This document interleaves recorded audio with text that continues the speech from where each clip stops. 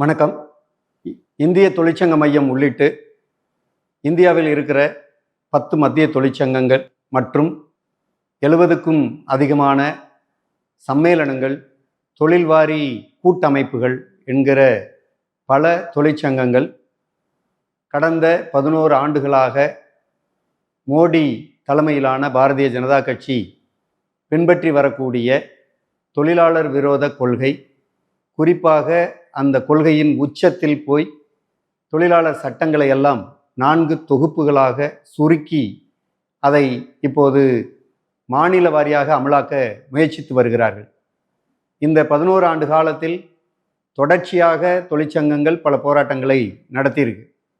இப்போது நடத்த இருக்கிற பொது வேலைநிறுத்தம் என்கிற அறைகூவல் 9வது வேலைநிறுத்தம். மோடி ஆட்சிக்கு வந்த பிறகு 9வது வேலைநிறுத்தம்.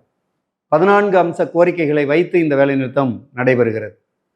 இந்த தொழிலாளர் சட்ட திருத்தங்கள் 44 சட்டங்களில் 29 சட்டங்களை மட்டும் சுருக்கி 4 தொகுப்பாக வெளியிட்டிருக்கிறார்கள். மற்ற சட்டங்களை புறக்கணித்திருக்கிறாங்க.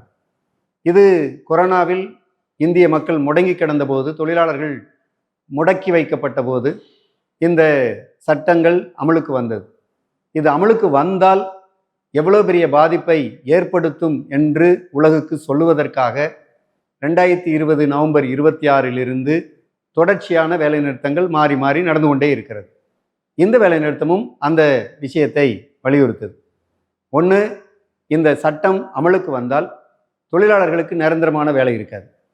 2, கான்ட்ராக்ட் தொழிலாளர்களினுடைய வேலை அதிகப்படும். 3, வேலை நேரம் 8 மணி நேரம் என்பது தளர்த்தப்பட்டு அதற்குள் இருக்கக்கூடிய வேலை நாள் என்பது பல மடங்கு அதிகரிக்கும். ஒன்றிய அரசு அதில் சொல்லக்கூடிய திருத்தத்தில் மிக முக்கியமானது 16 மணி நேரம் வரை ஒரு நாளுக்கான வேலை நேரத்தை நீட்டிக்க முடியும் என்று சொல்கிறார். இதன் மூலம் மிகப்பெரிய உழைப்பு சுரண்டல் என்பது தொழிலாளர் மீது திணிக்கப்பட இருக்குது. இது மிகப்பெரிய ஆபத்து.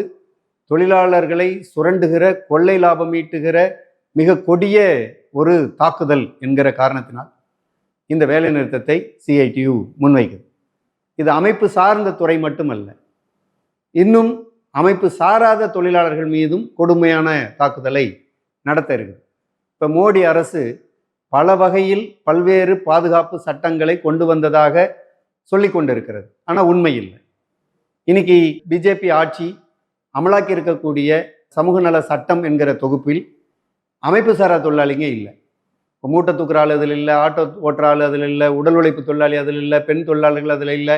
ஏராளமான தொழிலாளர்கள் இந்த சமூக பாதுகாப்பு சட்ட வளையத்திற்குள் இல்லை என்பதுதான் உண்மை. கிட்டத்தட்ட 92லிருந்து 94% தொழிலாளர்கள் இந்த சமூக பாதுகாப்பு சட்டத்துக்குள்ள இல்லை. அப்படின்னா அது என்ன அர்த்தம்? அவங்களுக்கு வார விடுப்பு இல்லை, சிக் லீவ் இல்லை, இதர கேஷுவல் விடுப்பு இல்லை, ஏன் லீவ் இல்லை, பென்ஷன் இல்லை, இன்னும் பல்வேறு இல்லாமைகள் தான் அதிகமாக இருக்கு. வேலைக்கு போனால் காசு, இல்லைன்னா வாழ முடியாது.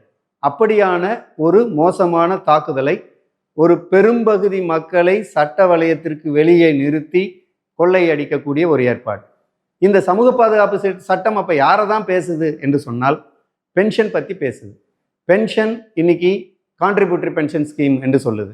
அல்லது முதலாளிகளுக்கு மேலும் கொள்ளை லாபம் ஈட்டக்கூடிய வகையில் அவருடைய தொழிலாளியே அவருக்கான வருங்கால வைப்பு நிதிக்கான தொகையையும் சேர்த்து கொடுக்கணும் அப்படின்னு சொல்லுது.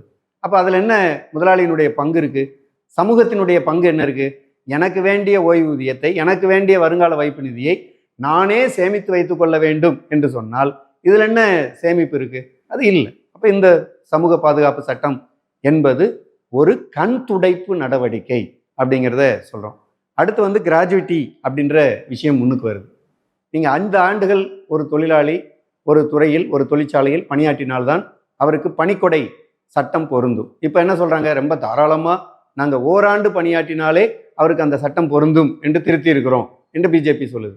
இதனுடைய பொருள் என்னன்னா, தொழிலாளி இந்த கம்பெனி எனக்கு பிடிச்சிருக்கு, வேலை செய்கிறேன், இந்த கம்பெனி பிடிக்கல, நான் வேற இடத்துக்கு போகிறேன், இங்கே விட வேற இடத்துல எனக்கு சம்பளம் கிடைக்குது, எனவே அங்கே ஜம்ப் பண்ணுறேன் என்று தாவி குதித்து ஓடுவதற்கு உங்களுக்கு வேண்டிய பணிக்கொடையே தர்றேன் அப்படின்னு சொல்லுவதன் மூலம் தொழிலாளியோட நிரந்தர வேலை வாய்ப்பை பறிக்கிற ஒரு ஏற்பாடு அதுக்குள்ள இருக்கு.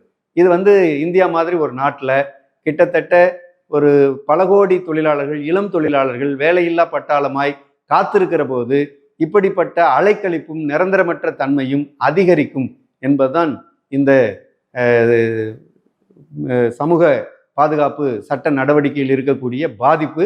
எனவே இது போன்ற சட்ட திருத்தங்களை மோடி அரசு முதலாளிகளுக்கு ஆதரவாக செய்திருக்கக்கூடிய சட்ட திருத்தத்தை கைவிட வேண்டும். சட்ட தொகுப்பு 4ஐயும் அமலாக்கக்கூடாது. இப்போ என்ன குறுக்கு வழியில் என்ன பண்ணுறாங்க, இந்த சட்டம் இப்போ தொடர்ந்து தொழிலாளி ஸ்ட்ரைக் பண்ணுறதுனால நிறுத்தி வச்சிருக்குது, அமலுக்கு வரல.